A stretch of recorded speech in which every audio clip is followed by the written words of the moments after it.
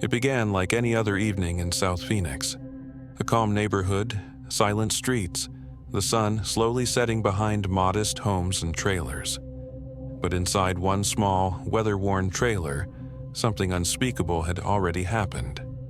The first warning came in the form of a desperate 911 call. A woman, sobbing, nearly incoherent, cried out that the children wouldn't wake up. Her voice trembled with fear. She was Parla Reboledo Velasco, the aunt of the children's father. She had no idea that she had just stepped into one of the most horrifying crime scenes in Arizona history. When officers and paramedics arrived at the trailer, the chaos was immediate.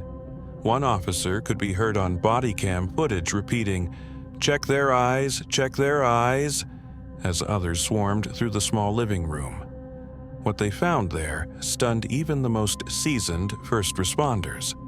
3 young children, lifeless on the couch. Their tiny bodies showed no signs of struggle or trauma, just the eerie stillness of death.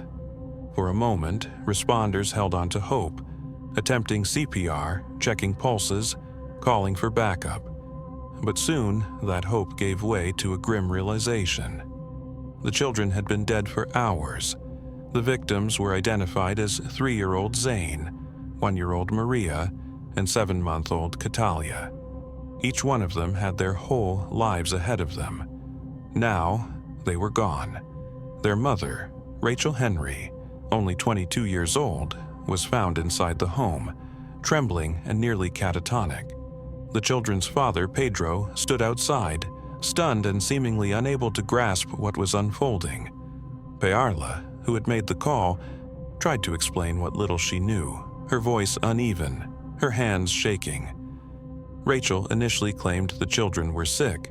She said they had fevers, that the baby was teething, and none of them had been eating properly. She claimed she'd asked Perla to take them to the doctor, but no one listened.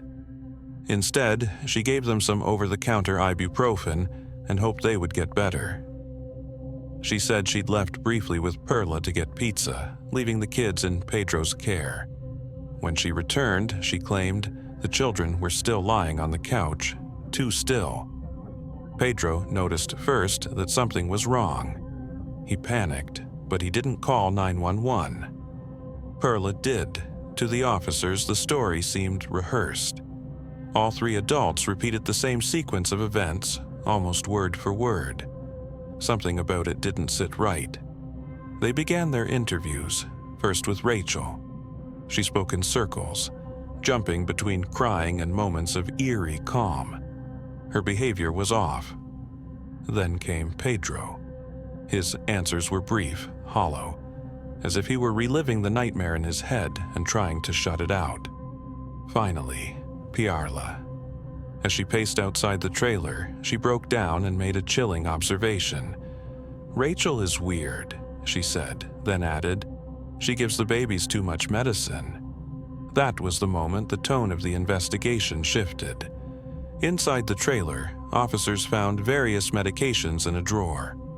Mostly over-the-counter, nothing alarming, but the dosage Rachel might have given the children could be dangerous.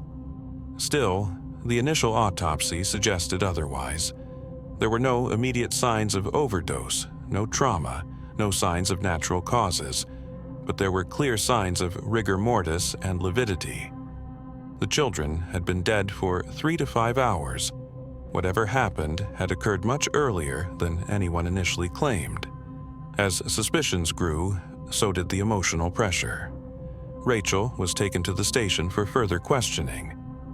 It was there that the mask finally fell. Rachel Henry confessed. What she told detectives was beyond anything they could have imagined. She said that on the night of the murders, she had been home alone with the children. One by one, she took their lives. First, her daughter Mariah, just a toddler, was playing when Rachel smothered her by covering her nose and mouth with her hands. When the little girl stopped moving, Rachel carried her body into the bedroom and laid her down. Then came Zayn. The 3-year-old boy had witnessed what happened. He began screaming, hitting Rachel, trying to protect his sister. In an attempt to calm him, Rachel sang lullabies to him. Once he was quiet, she smothered him too. Finally, she turned to her infant daughter, Catalia. She fed the baby a bottle, waited for her to fall asleep, then ended her life as well. After all three were gone, she dressed them in pajamas, placed them neatly on the couch, and pretended nothing had happened. When detectives asked her why, Rachel claimed she didn't know. She said she had felt like she was losing her mind, that no one listened to her, that she was overwhelmed. But in her confession, she focused more on her own confusion, her own pain, barely mentioning her children. To detectives, her words were chillingly empty. Later, in a jailhouse phone call with her family, Rachel tried to explain herself. Perla demanded answers. "Why, Rachel? Why did you do this?" Rachel replied that she felt like everyone thought she was crazy, that no one listened to her, that she was scared and didn't know how to ask for help. Her words fell flat. The damage was irreversible. The deeper the investigation went, the more disturbing Rachel's history became. Perla told officers that Rachel had struggled with drugs. She and Pedro had been kicked out of the house multiple times for stealing, lying, and causing drama. Perla had let them move back in only because of the children.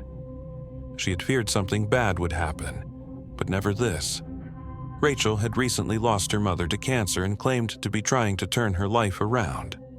She wanted to go back to school, get a job, build a better future. But instead, she took the lives of the three people who needed her the most. First responders, detectives, even the judge. All were shaken by the brutality of the crime. One firefighter said it was the worst call of his 14-year career. Another couldn't bring himself to look at the boy's body, saying he had a child the same age. Some first responders remain in therapy to this day, haunted by what they saw. Rachel Henry was arrested in January 2020 and charged with 3 counts of first-degree murder. She initially pleaded not guilty, but in late 2024, she changed her plea to guilty as part of a deal to avoid the death penalty. On February 14th, 2025, Valentine's Day, she was sentenced in a Maricopa County courtroom to 3 consecutive life sentences without the possibility of parole. 1 for each life she took. She made no apology. She offered no final statement. The courtroom fell silent as the judge declared that each child deserved to be remembered as an individual. Each one, a life extinguished too soon. Rachel will spend the rest of her life behind bars. But for Pedro and Perla, for the first responders who tried to save the kids, for the neighbors who heard the sirens, and for the children who never got the chance to grow up, there will never be true closure. Only a memory of the night innocence was stolen inside a small trailer in South Phoenix. This was Netflix Crime Story, where darkness meets truth, and no secret stays buried forever. If you found this story powerful, please subscribe for more deeply investigated true crime cases.